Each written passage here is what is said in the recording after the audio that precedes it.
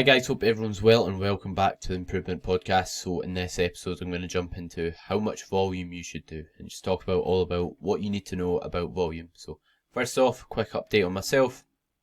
So I'm currently 11 to 12 weeks into dieting at the moment. I'm 27 pounds down in total, I believe. So definitely getting there. I believe I've only got a few weeks left, unless AJ keeps starving me, which he seems to be doing, but we'll get there. And my strength is holding well for the most part. I've not really dropped a lot of lifts at all, so I'm happy about that. It's been hard to maintain them, especially like the dumbbell pressing movements, things like that, but I'm doing a good job of it, I believe. And as much as like I'm enjoying getting leaner, I'm looking forward to it ending, to be honest. I'm looking forward to just having a bit more food. I hate the feeling of just feeling weak, lack of energy and everything, feeling heavy in the gym. And knowing that I'm going to go back into like a bulk, a gaining phase, it's like you just want to get done, get over with. Because it's not like I've got an end goal at the end of my diet. But regardless, it's got to be done if I want to reach my goals. And jumping into the podcast. So I'm going to talk about volume, like I said. So volume, for those who don't know, is basically how much sets and reps you do. That's what I term as volume. People might consider like weight as well having something to do with volume, but for this instance and for what I base it on, I'm going to be talking about how much sets and reps you do in the gym when I refer to volume. So before I tell you how much volume you should do, I'm going to tell you why not all volume is equal.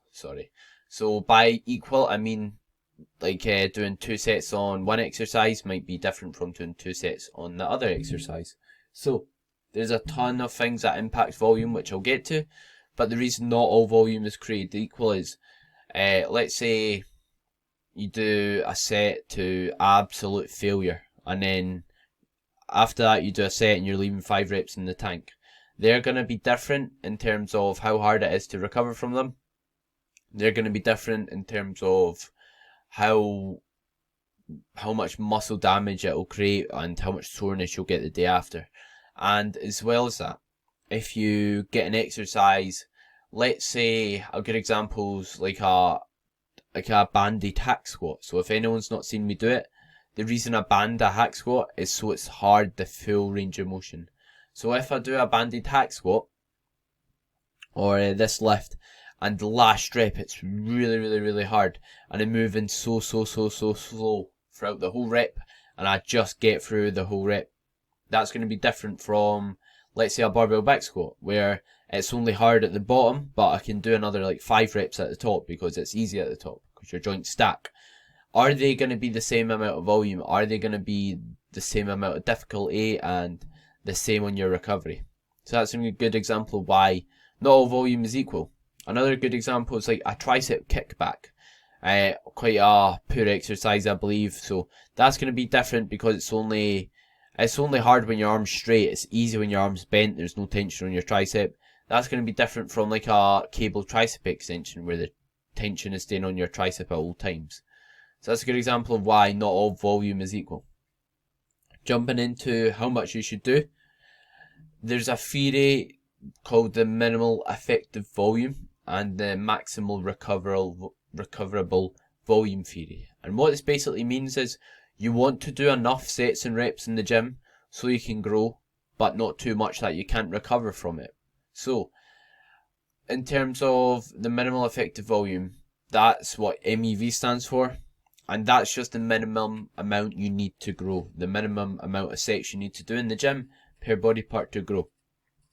So in terms of trying to work out how much you need to grow, it is quite hard to just like coin, like I can't tell you do this amount of sets. However, if you get absolute no soreness, you get no pump during your session, you don't feel like your muscle's tired, and you feel like you've not trained that muscle hard, then you can probably do more work in the gym. However, if you do your maximum recoverable volume, which means the maximum amount you can do and recover from, this will mean you just recovered in time for the next session to perform well and not be sore.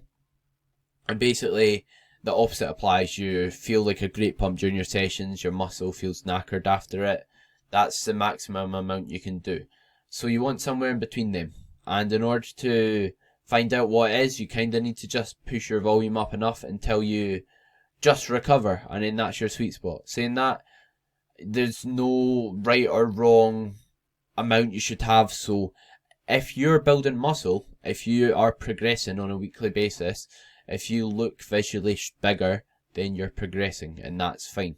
So you don't really need to change it. However, if you've got no amount of soreness or pump or fatigue in your muscle after your session, then it could be a good idea to add in a wee bit more. And in terms of your volume, this is something that will change. So the reason it will change is 99.9% of people's life isn't the exact same on a daily basis, 365 days a year. So let's say 1 week you do a ton of long hours at work, you get poor sleep, you don't get enough calories in. That's going to affect how much volume you can do in the gym. So it could be saying that could mean it could be beneficial not doing as much as you can possibly do in the gym, because when you get those weeks where you can't do as much, then you'll struggle to recover. You'll be sore going into your next sessions, unless you want to like auto-regulate it, which means do less that week where you know you won't recover well and you're sleeping poorer. But it could be an idea just to keep it slightly lower so you know you're going to definitely be fine in time for the next session. And again, there's more things that impact this. So your intensity does. So let's say if you're a beginner, when you're a beginner, you've not got as much of an ability to train hard, to train to failure. And as a result, you're not going to get the same amount of work from each set. And each set is going to be not as hard to recover from. Because if you do a set to failure or a set 5 reps from failure, they're going to be different. And as well as that, like if you've not been training before, if you've never trained, usually when you go in the gym, if you've ever done like any sort of exercise you're not used to, usually you just feel dead after it. You're sore for, like, let's say if you go into the gym for the first time, you've done a ton of work, you didn't ease yourself in, you've probably been in bits for about 5 days due to that. So again, you adapt to the level of volume you do and the exercises you're doing. That's why if you ever do a new exercise, let's say swap one out, you might be sore when you're not used to being sore just because it's a new exercise. So that's going to impact the amount you recover from. But if you keep your exercises consistent and you keep everything consistent, it shouldn't be an issue. Next up is your sleep. So again, like I said, if someone's working long hours, you might not sleep as much. So sleep's something that will affect it also. So in terms of how to maximize your recovery with your sleep 9 hours. The basics are also making sure your room's nice and cool, not having tons of bright lights on before bed, not eating right before bed. Just wee things like that can help improve your sleep a lot, and getting up and going to bed at the same time, really. Same with your nutrition. So if you aren't accurate with your nutrition, you're not going to recover as well. So what I mean by this is if you're not having decent amount of protein, if you're not having plenty of servings of protein throughout the day, if you're not having plenty of calories, if you're not eating around your session, that's all going to impact how well you can recover. So it's important to try and make sure they're in a good spot. As well as that, what are your calories now? Are you dieting?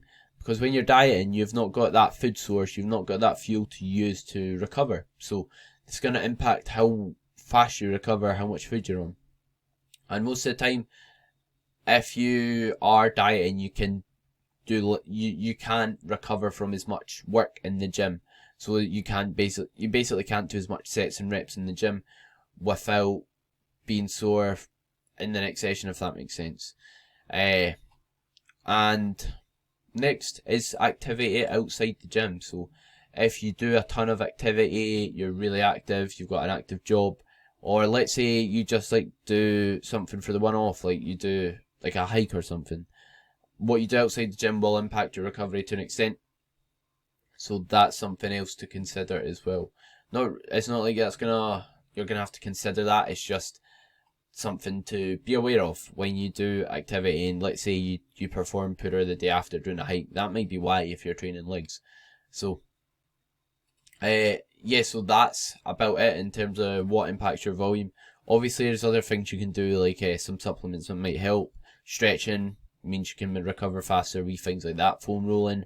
But for the most part, you don't have to worry about them. Just focus on the basics like that, because for the most part, people don't overtrain in the gym. They don't do too much. They aren't not recovering well because they're doing too much. They're just under recovering. They're not doing enough outside the gym. They're not consistent enough outside the gym to recover effectively. So in this scenario, I'll try and make sure you're consistent as possible in all those aspects. So I think that's about it in terms of how much volume you should do. If you've got any questions on it, just give me a shout and I'll be happy to answer them. If you enjoyed the podcast, share it on your story, spread the message, and subscribe if you're on YouTube, give me a follow if you're on Spotify, and leave me a rating and review if you're on Apple Podcast, and that would be greatly appreciated. So hope everyone has a great day, and thank you for listening.